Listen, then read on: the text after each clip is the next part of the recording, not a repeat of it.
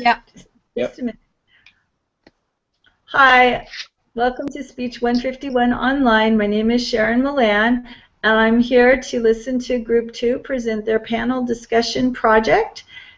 We are going to be broadcasting this live. Do I have all of your permission to do so? Yes. Yes. Okay. I'm going to turn the discussion over to Ashley, who will introduce her group members, and we'll start from there. Go ahead, Ashley. Okay, so before I start, I'd just like to do the introduction, the attention. So this is going to be one of the most important issues that not just you face, but this entire country faces. How can we make sure that everybody is getting the kind of education they need to personally succeed, but also to build up this nation? Because in this economy, there is no greater predictor of individual success than a good education. And those were remarks from the president when he was in Michigan, in Ann Arbor. So now to introduce us, we have Melissa, who is the editor, Jerwin, Layla, Gina, and myself. Um, which and the reason why we are discussing this, we all have credibility, is because we are all high school graduates and we are all college students now, and so we will be speaking from past and current experiences that we've all, that we've all had. So our topic or question is our current problem is that not enough high school students are going to college. We find this to be relevant because we all have younger siblings, children, or friends that will or have gone through the struggle of working and having to go to college to seek a better career. We are all, in college trying to get a higher level of education. And some of us waited, later to start on this journey and now realize how hard it is to obtain a degree now rather than just right out of high school. Um, so today we'll be discussing the harms of high school students not obtaining a college degree, causes of why students don't go to college, some past actions to help get more students into college, and explore possible solutions to solve this problem. So, and then after that, after looking at all the possible solutions, we'll brainstorm our own ideas and decide on the best solution, and discuss why it's feasible and how we can implement it. So I will go ahead and start discussing the harms that we found for why high school students, some of the harms of them not having a college degree. My first piece is falling college enrollment indicates that upward mobility may become more difficult for working class and disadvantaged high school graduates. And this is from Heidi, who is an economist in the Institute of Washington. Um, and I found this to be relevant because, high school graduates, as they're coming out, they don't really have any experience. They don't have the type of education needed for some positions, and that's not going to help them be able to build on the career ladder. Um, Also, another point that I found was that when jobs are more readily available, high school students don't see the need for a college degree. I found that to be relevant because that, coming out of high school, you think that, making 20, 30,000 a year is, decent or suitable, but you can't. Um, it's not necessarily the type of the amount of money you want to have when you're like trying to start a family or trying to um, live off of that amount in your entire life, as well as like savings and other things like that. And so after me, I'll just have Jerwin point out some of his harms and how it relates to that. Okay. Yeah, so my first point, the career and job market is becoming increasingly competitive nowadays, according to Van Thompson on Demand Media. I chose this topic because I thought it was relevant, because nowadays more and more employers require at least some type of degree or some type of experience even in a specific career field. So pretty much not having a degree in that field keeps them from being hired. And my second point would be high school graduates that don't pursue a college degree of some sort are usually starting to make less and less every year versus a college grad would. And that came from Kingscade Tyler on Huffington Post. I thought that topic was significant too, because if you don't get a college degree or if you don't have some type of real-world experience, you most likely won't make as much as you did as if you did go to college, pretty much for the same career. High school grads would earn only about 62% of an average college graduate salary, which is now 81% lower compared to the data from 1960, and that's a pretty big difference if you look at it. Okay, I'm gonna hand it off to Layla.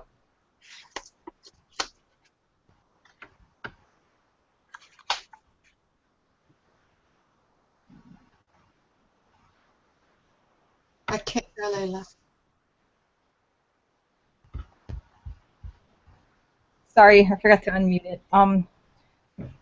So I found in an online article by Brookings.edu that most jobs these days require some sort of higher degree to qualify for some positions. And without that higher education, opportunity for a higher average earning and likelihood of being employed in a steady job were decreased. Also, in a policy analysis created by the USC Center for Higher Education, they stated that lower wage jobs and higher chance of being in a poverty range was greater, and earnings of those with a college degree or more have risen steadily, while the wages of those with lower levels of education have stagnated or fallen. Lifetime earnings of workers with a college degree are nearly twice as high as those without one. I found these relevant to me because in my personal experience, in my current job, I found that if I did have a higher degree in accounting, I would have got paid more than what I was offered. So anyway, I would have gotten to that point faster and sooner if I did have the accounting degree, because I started off in an entry-level position, so it would have definitely helped. So I'm going to pass it over to Melissa for her points. Thank you, Layla. Like Ashley, Jerwin, and Layla just spoke about, in the cost of tuition and the financial aspect does affect every college goer. To my surprise, there are other harms of a high school student not attending college, such as adults have a college degree tend to have better health. College graduates have better health overall, and they tend to not to smoke, exercise more regularly, and they go to the doctor as well more regularly. And that was by James Marasotis in an article on the Huffington Post. Want to be happier and healthier? Then go to college. Another shocking fact, in addition to health, is according to the American Journal of Public Health, it also stated that college graduates have had less reported cases of depression and higher self-rating of their own health at midlife. In addition to those 2 points, my second one is college graduates are more likely also to marry by the age of 30 versus young adults that do not have a college degree. And it's weird because I didn't think that this would be such a huge factor, but being able to read more into this, it also stated that married college graduates tend to earn more together versus separately and are more financially stable to afford a wedding and such. And it also creates a more stable upbringing for their future children, and it allows their children to be more educated in going to college after high school. The health factor was very important to me because we pay a higher health insurance based on our health. So if we weigh more or we have higher blood pressure, we have a different premium. So they give us they give us a life coach to help bring us that, bring all of that down. So that's why that was important to me. Okay, Angina. Okay. My harms were without a college graduate with less college graduates, we're not as prepared to change and improve our communities. According to a recent study by the College Board Advisory and Policy Center, adults with higher levels of education are more active citizens. And active citizens vote, they recycle, they advocate for their causes. I chose these harms because I have children, and even myself, we find it very easy to complain about things, but we're very slow to do something about it and to be involved in change and to improve our circumstance or to improve any situation that you want to advocate for. And education is definitely helpful, and it's why I feel that's important. Okay. Does anyone have anything else to add or talk about the harms of someone else's? Because one thing that I did find that was really interesting was Melissa's point on the health factor, because I am in the healthcare field and I didn't even know about how a degree could change or even help the overall health of someone. I thought that was really interesting, just to know that that's a harm for not having a degree. Definitely, definitely. Yeah, and even with Gina's, it was, it's great to see, and it was a good eye opener for me as well, especially with it being an election year. And I'm actually not even registered to vote. And since going back to college, it's something that I really want to do now, even more so than before. But I feel like it would help me and my career a little bit more as well. Mm-hmm. Did anyone else have anything to point out about someone else's points in the harm section?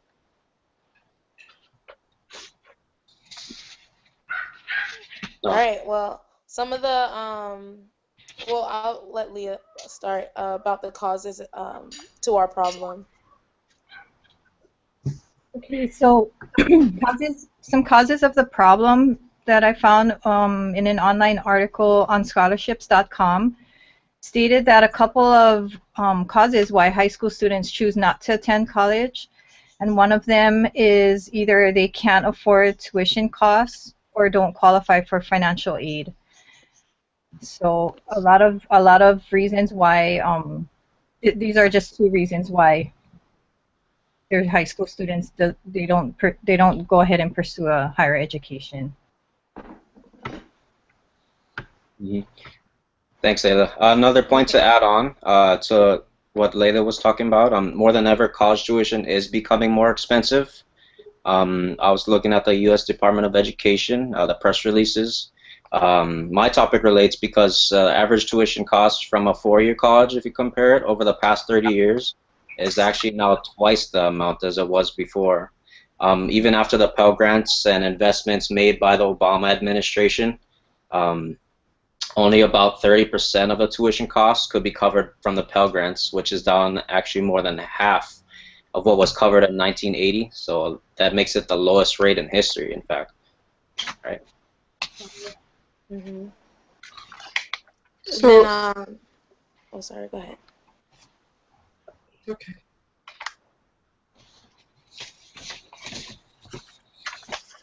So I was going to say that public high schools failed to provide enough information to students about the college entry requirements. I read a study that was produced, and it's from the Stanford University, and it was their policy brief. And it was a 6-year study, and it involved 2,200 people in over 6 states.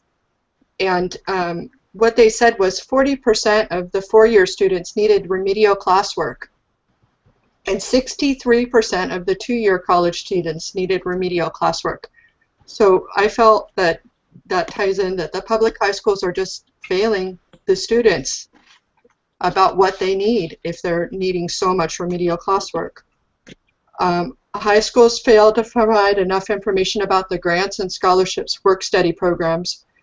And that same study said that there was a disparity among the most needy parents, that 42 to 47% of the economically challenged families had received some college information, was reported, versus the well-off counterparts that reported they received 66 to 74%, a higher ratio of college information.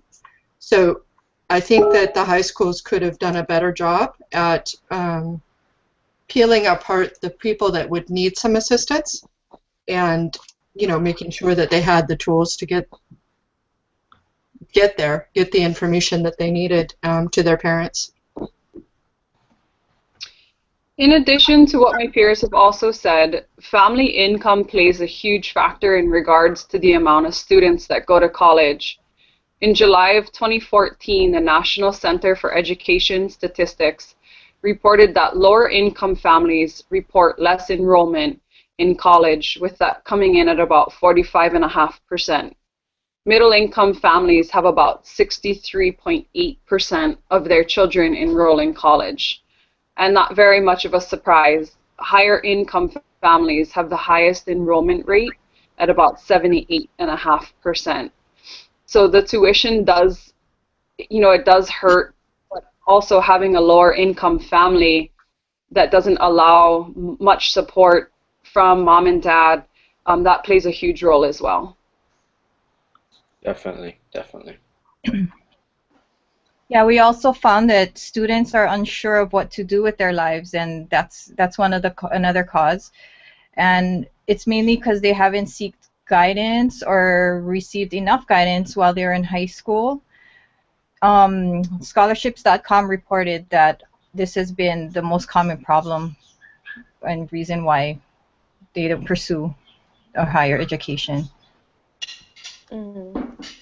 And on top of that, there was a study from the Illinois Student Assistance Commission that 65% of college prep seniors didn't attend college because of the lack of encouragement from family, and 40% had a lack of encouragement from friends.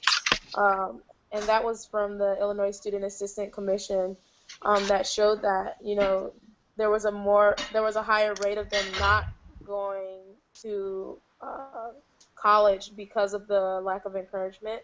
And also, college enrollment always follows an economic cycle. So when the economy is underperforming, college campus kind of like a safe harbor for them. They feel that going to school is better than not having a job, or living in their parents' basement. But when the economy improves and more jobs are available, there's fewer people that are like, oh, school is the best option for me. And that was a study that was done by PBS, just showing that how the students follow the same path that the economic cycle does. For sure.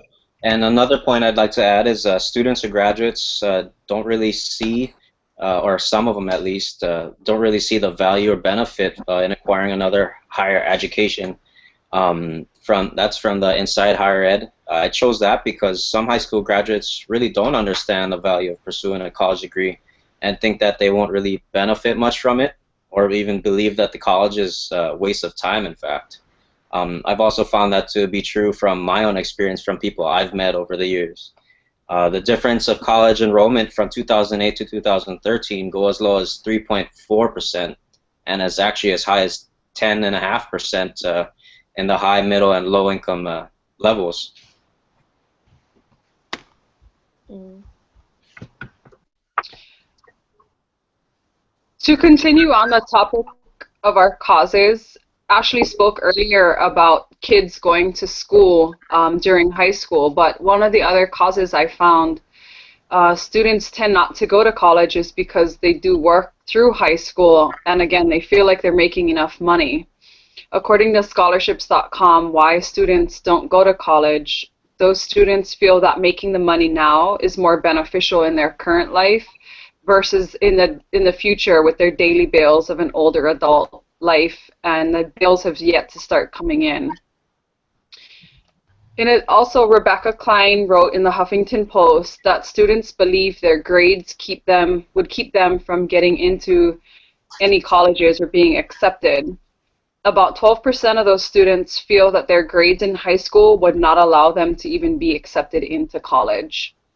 So again, just to sum up, some of the common causes of why students don't really go to college seems to be the lack of knowledge.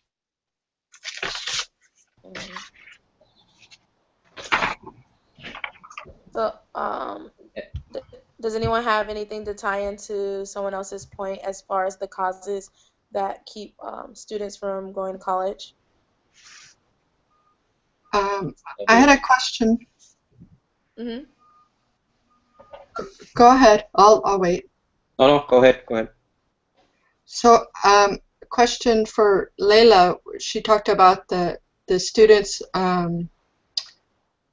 or their families maybe can't afford tuition or don't qualify for financial aid. I was wondering if she had any amounts that, say, Pell Grant offered funding in a year or this year or something like that. Yeah, I actually found some data on collegeboard.org, and they had a preliminary report for 2014 to 2015, and it stated that the total amount of Pell Grants was approximately 30 million across the nation. So kind of a big number for the amount of grants that were given out, Pell Grants. Wow. That's a lot of money. That's just a preliminary, so I'm guessing it's, the number grew after that. More, yeah. Mm-hmm. Wow. Did anyone else have anything else to add or had any more comments? Gina, do you know how many students knew the actual college entry requirements? On that same study with Stanford, it said that the highest amount of students that reported they knew all the college requirements for that state, they worked in 6 states, was 12%. So the lowest amount was in California, and it was 1% of the students that they polled, and they needed to know all the entry requirements, if it was a foreign language or whatever it would be. And then the highest amount was the 12%, under 12%, 11.8 or something.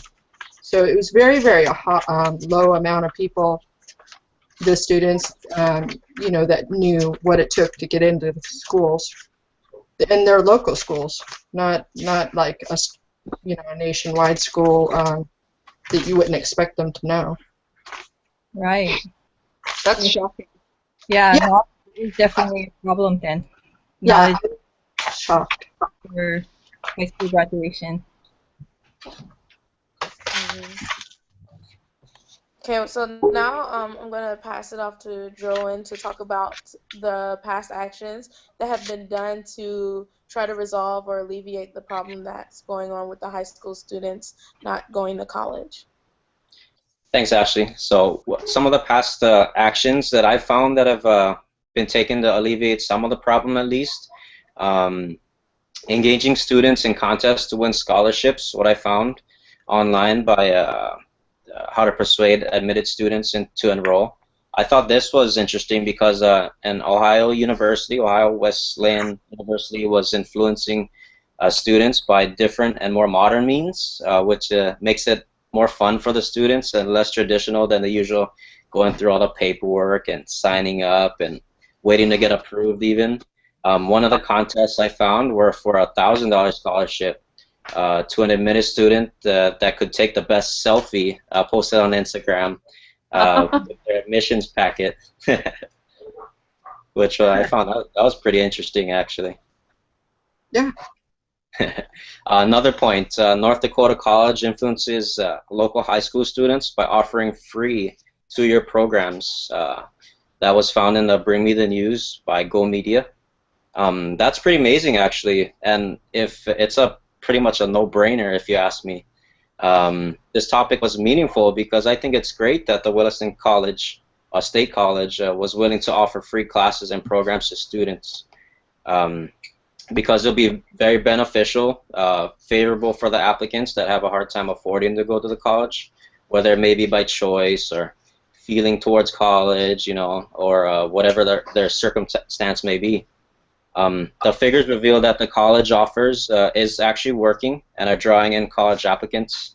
According to the Bring Me News, the news article, figures show it's succeeding in attracting college graduates and younger adults, with about 28.4% of people living in the city, aged between 20 and 34, and also 37.1% of the population having already achieved a bachelor's degree.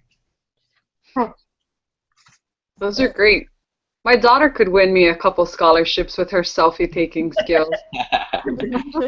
Sure. To continue on what Jillian just said, application waivers to assist high school students in preparing for their college application has also helped, and that's in the Attracting the Missing Students on InsideHigherEd.com. Any additional paperwork that the students have to do has been noted to deter them. The college application in itself can be pretty lengthy, but then to have to do another piece of paper to get just the application part waived, I know can take a little bit more time. Another one also is having one scholarship application that's dispersed to many different agencies to get the scholarships that students need to fulfill the high cost of tuition, such as Hawaii Community Foundation. It's just one of the few sites, and I think that being here in a Hawaii college, we may or may not have all known that. But you know, it's a lengthy process, but it goes to over 200 different agencies to help get scholarships. So I thought that was a great point, and it was also very important to me because I'm in the middle of filling it out as we speak. Wow. Oh wow! So to continue on that, some of the past things, as well as having like the application fees waived, it's also just having scholarships for special talents, income base, ethnicity, grades, and other things that are very specific to a certain set of students. As I was reading on scholarships.com and Wikipedia, they have scholarships for people who are just left-handed, or they have scholarships for need-based, which is what most people know are the scholarship for need-based. But they also have scholarships for minorities, and they have certain schools will have specific scholarships for students who have really good grades, so who have like 3.8 and higher can receive certain school scholarships. And also, not only that, they are attempting to give more money through financial aid to those who need it, and that was from President Obama's doing the College Affordability Act.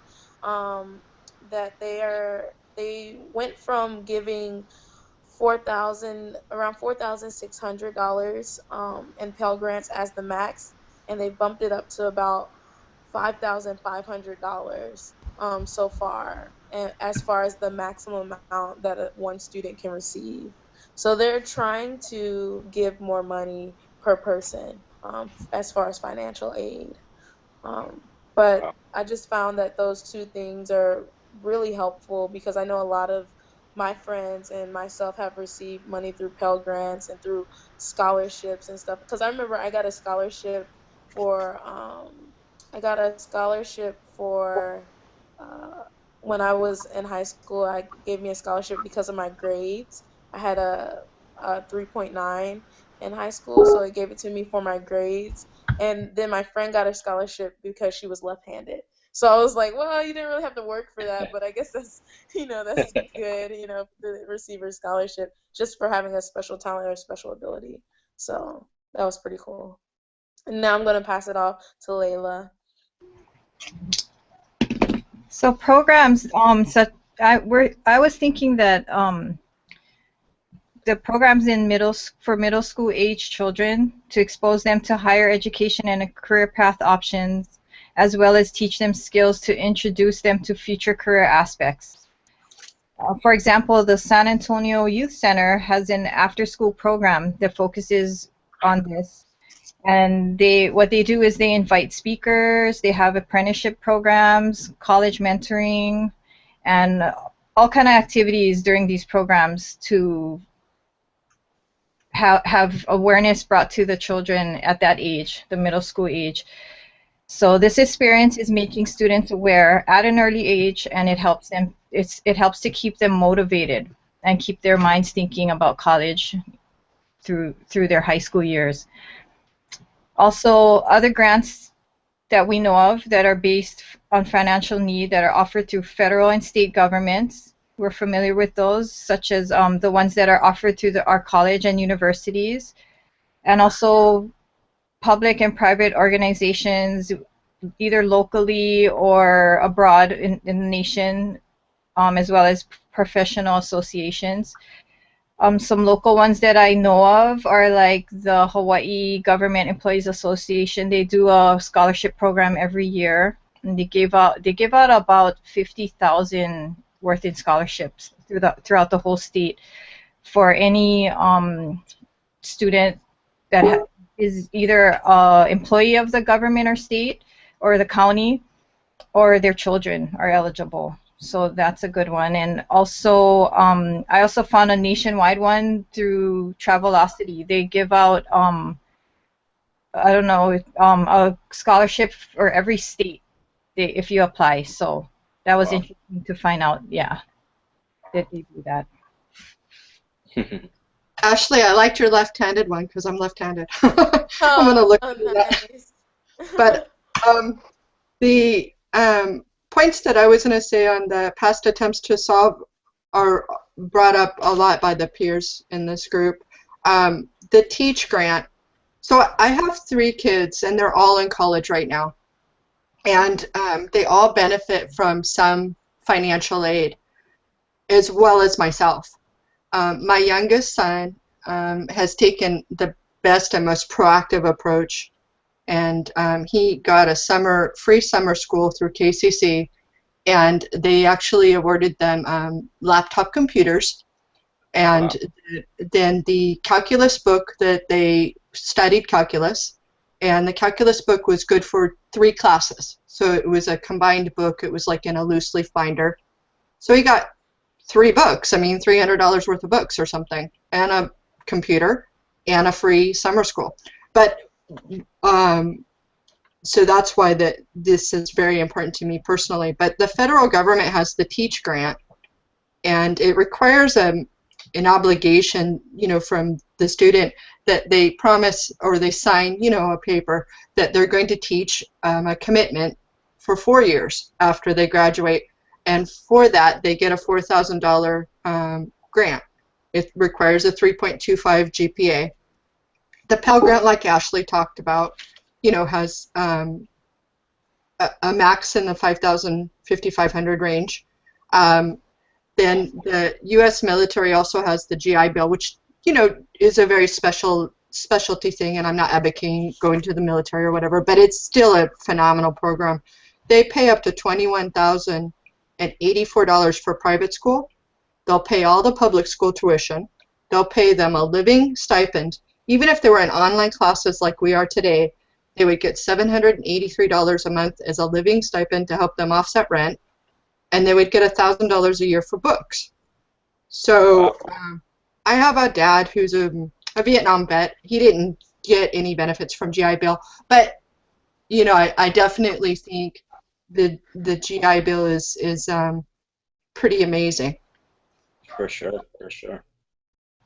I'd like to add also what pretty much what we're all talking about, affordability, and with the Pell Grants and everything. If I didn't qualify for any financial aid or any of the Pell Grants or whatever I qualified for, I actually couldn't even afford to go to college. So I'm thankful for that. Mhm. Yeah, I want to touch on the GI Bill because when I first started college, my mom actually transferred her GI Bill to me. Oh, Oh, Yeah, so I know all of what you're talking about. oh, Um, see? my yeah, and it was really helpful, like to be because I graduated high school when I was 17, so to be a 17-year-old in a new state with no car, it was like really nice to have. And I didn't work my first year of college, so because I had the living expenses and the money coming in every month from the military. So the GI Bill is very nice. Yeah, pretty impressive stuff. hmm So yeah, that was very helpful for me when I first started college. So as we just spoke on our harms and our causes and some of the past ways to solve it, we already did our brainstorming, and these are our ideas. So if Jerome, you can start us off by sharing the ideas that you had and possible solutions, and we'll just go from there. Okay. Well, to start off our brainstorming ideas for possible solutions, the first idea I had was could be if you enroll, you get a huge discount towards a new computer purchase, which I believe having a computer is key to, or actually really helpful, especially if you need it at home, or if you have hours that you're working late and you needed to get home and do your stuff on your computer. Another idea could be similar to Hawaiian Miles, which was brought up.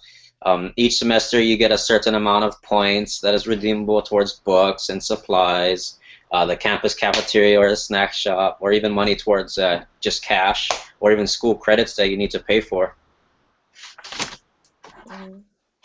I really like the Hawaiian Miles idea. Right.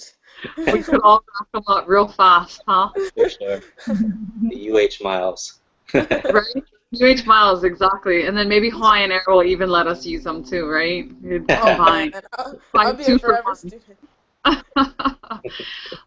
Couple solutions that I had is the high school students should have a course on, not just finances, but life after high school. Not calculus or algebra. I know it's really important to have those things, but how often do we go around X plus Y equals Z? But a course on finances and the importance of creating a better future for them. This would potentially allow them to see maybe the bigger picture and see what financial responsibilities look at 25 and not just 18, let alone 30. Instead of letting them out at 11 a.m., they should be able to have to at least take one course. My nephew, he gets out of school at 11 o'clock every day. He's a senior in high school. And I don't know about you guys, but I don't know very many senior boys that are out of school at 11 o'clock that kind of stay out of trouble. So that's kind of why I was thinking about, make them stay till noon and have a course that they have to take, a life course. Mm-hmm. One of my other solutions is college orientation in high school should be a requirement and maybe a part of their grade, maybe not. It could be made like a conference on a large scale where, there's 5 or 10 kids that go into one conference versus just a one-on-one. One of the students I spoke with in Kapaa High School, she's a senior this year.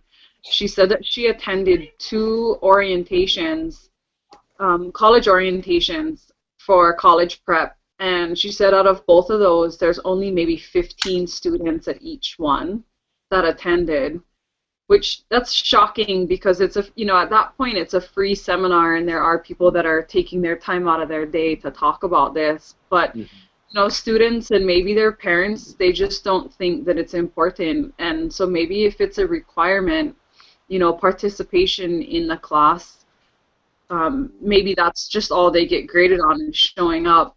At least at that point they'll have the opportunity to take something away versus just completely missing out on it. I agree with that. Yeah.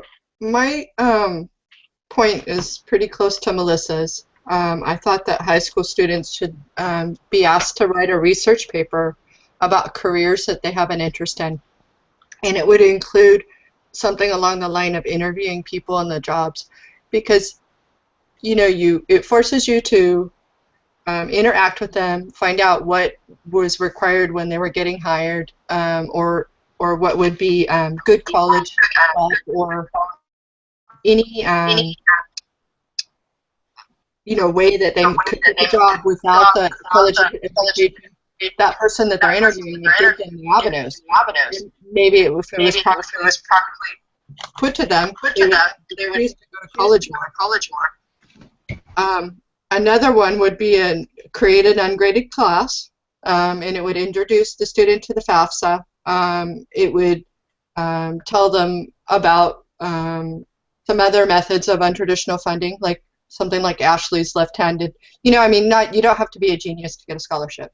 You don't have to be extremely poor. You can be just unique and get a scholarship, or you can be just driven, like my son, who did that thing and got his laptop. The class he picked was actually produced for primarily for people of Hawaiian descent. And I encouraged him, just apply. I mean, you know, if they don't get enough people that apply, you can, you know, potentially get it. And he did. So just introducing them to opportunities that they don't normally see. And overview the college level entry process. You know, force the kids to sit through it. Like Melissa said, you know, just they might not think they want it, but if they find out it's relatively easy and they can qualify for this or that, and it's not going to really cost them much, or they can really get some, you know, they're into automotive training or whatever it is, they can maybe get that kind of a class there. And Ashley, I'm going to pass it over to you.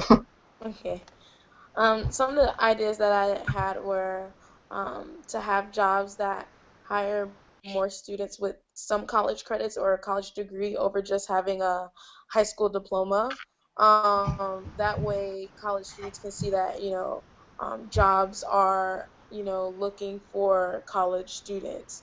And even on top of that, creating a tax break for college students and having more jobs that hire recent college graduates. So this is more pointed towards the business side of a solution, is that, you know, a lot of jobs, they have it where they want people with experience, but if, you know, you recently graduated college, that is your experience. You know, your experience is being a college student, and learning all those things and having it fresh in your mind. So having more jobs that will hire recent college graduates, or at least, you know, interning people with some college credit will definitely get them more motivated to even go to college. So that was my solution. Now I'll let Leah talk about hers. Yeah, thanks, Ashley. Yeah, I really like the tax break point you made, because that's probably one of the greater benefits we get at the end of the year for being a student. So I always look forward to that when I do my taxes. Right. But what I found in my research is that starting the awareness of the importance of college, like I mentioned earlier, if they started at an earlier age, maybe earlier than middle school, perhaps even local program. I found out that there's a local program out there on the island, on Kauai, that my 2 children attended when they were in the 4th grade. Is at the Kokea Discovery Museum.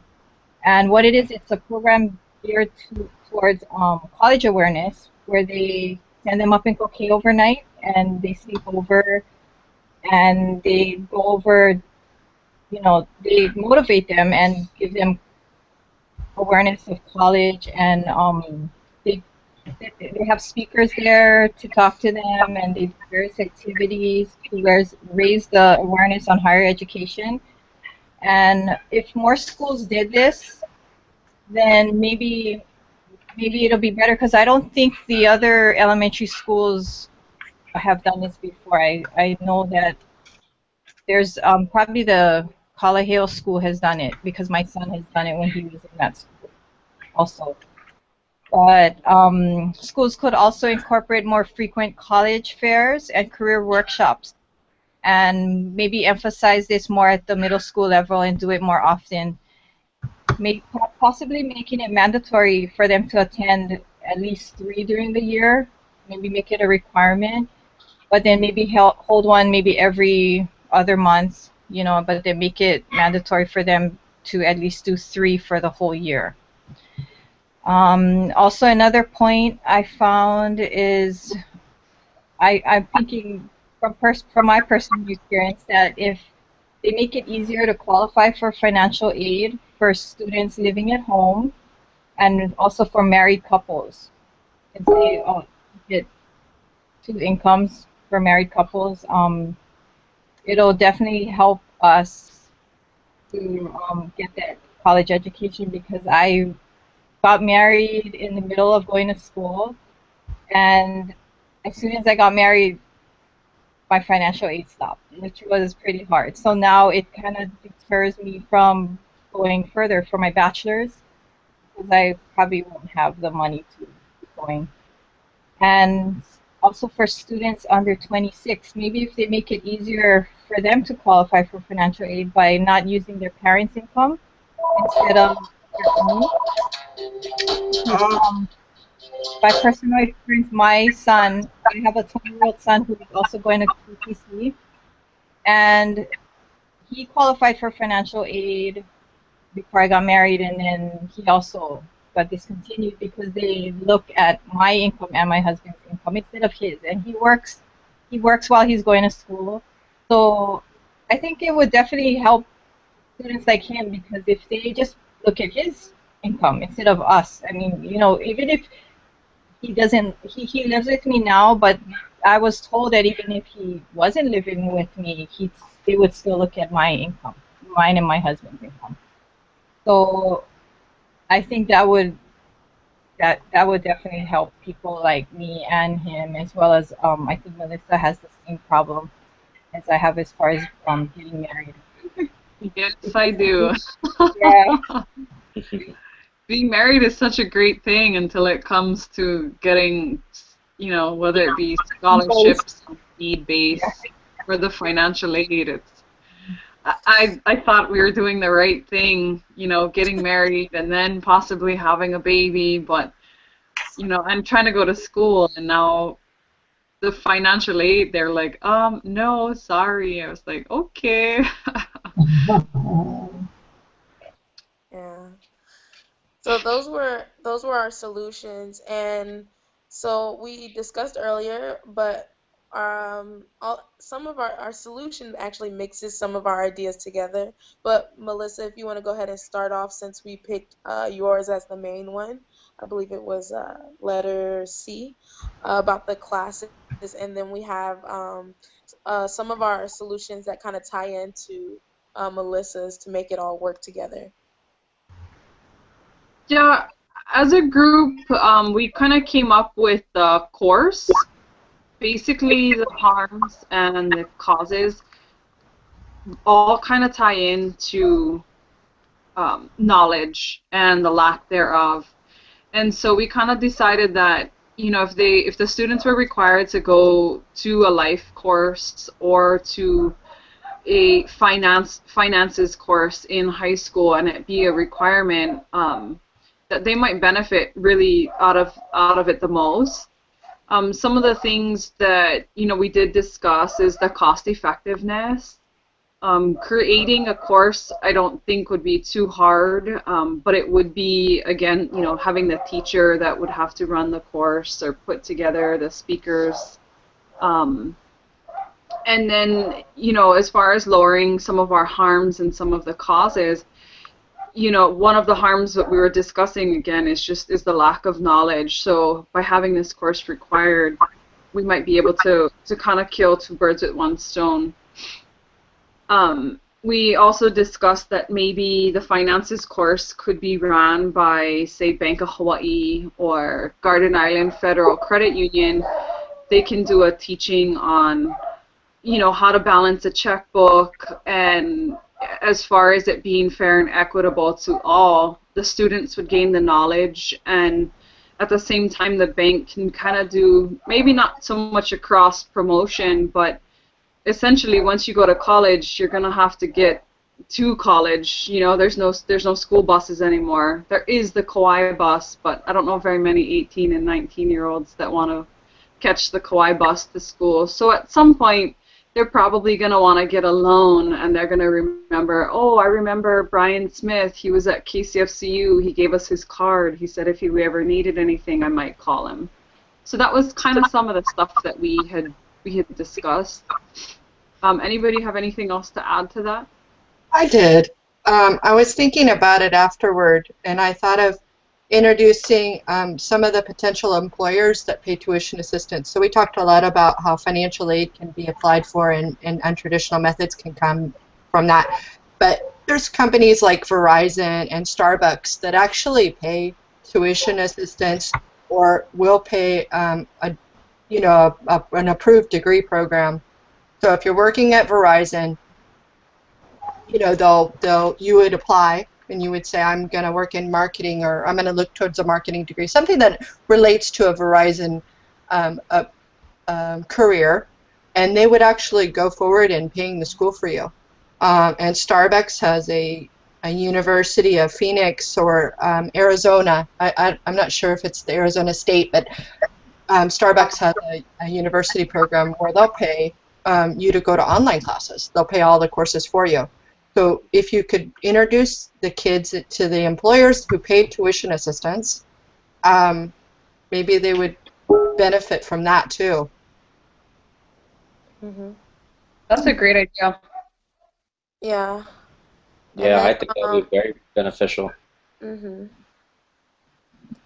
Yeah, that would. And then as far as the having the class though that Melissa was talking about, the class for the students and whatnot, not only would it be, you know, fair and equitable for the students, but even, you know, for colleges as well, because it would say it for implementing it, who would implement your solution. We could find local high schools who are willing to, you know, have that extra hour for the life lesson class, and then also find the university who is willing to have college students who are, you know, trying to obtain a teaching license now to like intern for these life courses, you know, these life lesson courses.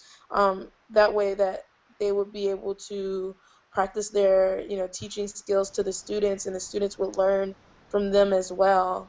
Also being cost effective as well, not having to pay teachers anymore.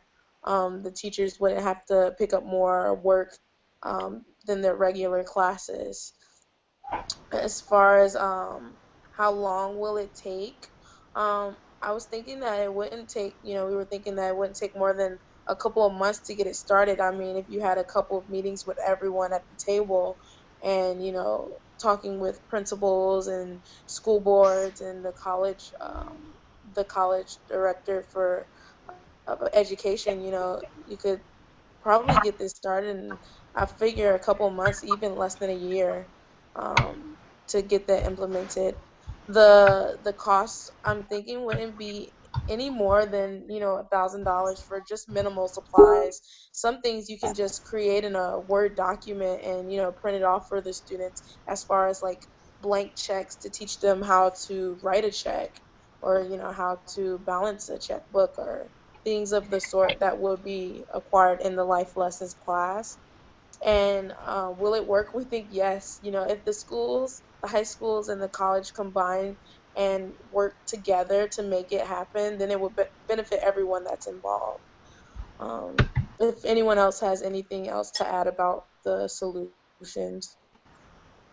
Well, I agree with that also because, you know, at least a little bit of experience, they would actually could fall back on that when they have to implement it in the future. But yeah, I agree with that. That'll be really good. Mm-hmm. And that is the end of our discussion, unless you have any questions for us.